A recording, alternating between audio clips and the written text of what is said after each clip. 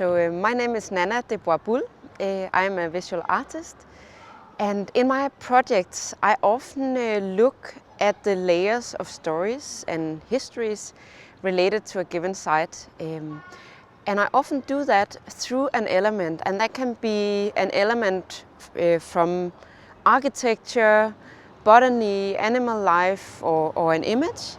And through this element, I look at larger, more abstract patterns. So you can say, in a way, I use this element as a starting point or as a prism to unfold different, more abstract patterns, which is also the case in this project.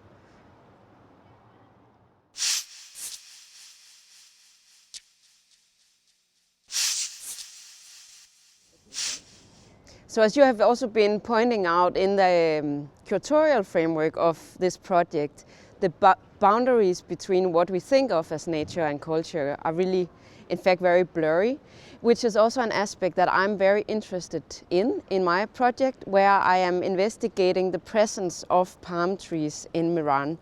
And the palm trees, they grow both cultivated but also in like wild in nature.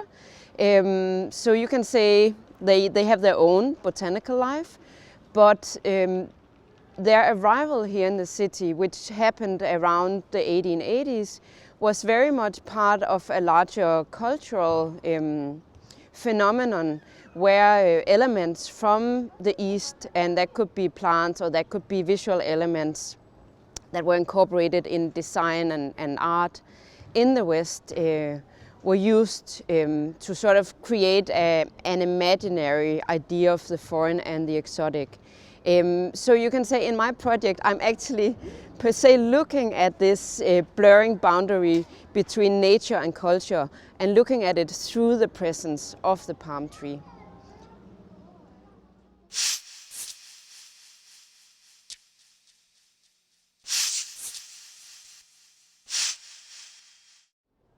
So the work consists of three elements. Behind me is a wallpaper, and this wallpaper is based on a photogram.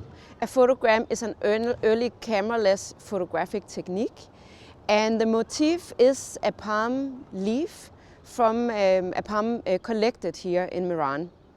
Then further down the wall is a wall publication which also exists as an actual publication, an artist book. So the idea was to do the photogram as a starting point. I did several photograms of palm parts or components.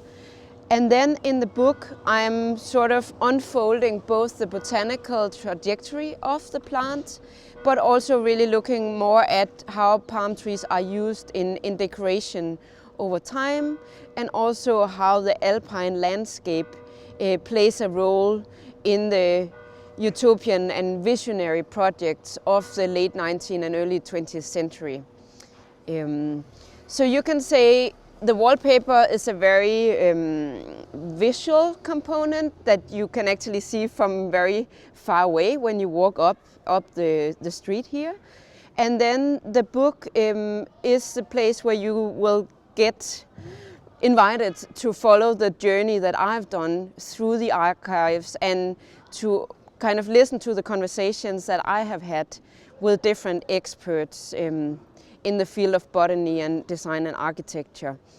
So the book consists of my photograms and also my photographs, but also visual archival material from the Merano Tourist Archive, a lot from botanical archives. And then there are three conversations, one with Otto Huber, who is a Merano-based botanist and ecologist, one with Joanna Banham, who is a design scholar from the Victorian and Albert Museum in London, and one with Susanne Stacker, who is an architect and who did a project at Kunst Meran on alpine utopias in 2014. It was called Dreamland Alps. So I would say that the book can be read as a picture book, but then there are also these pockets of more dense information passed on through the conversations.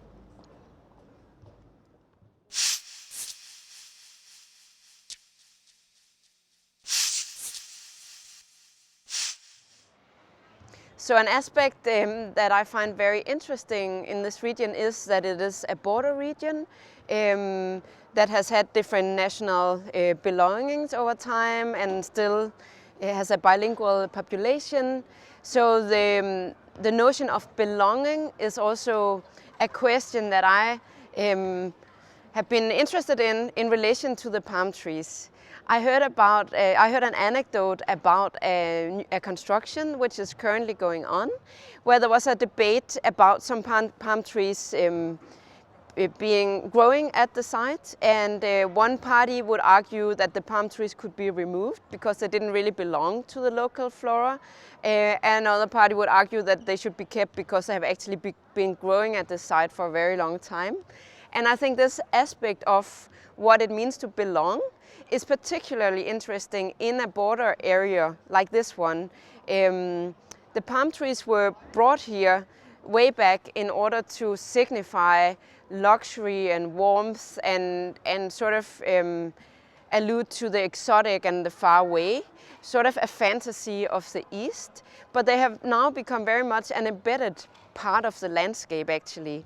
And I know that now you can actually buy palm seeds at some of the local walking trails here, but at the same time in nearby regions Trachycarpus Fortunei has become an invasive species, which is kind of overtaking or overgrowing the so to speak local flora. So I think that is also a very interesting tension to look at.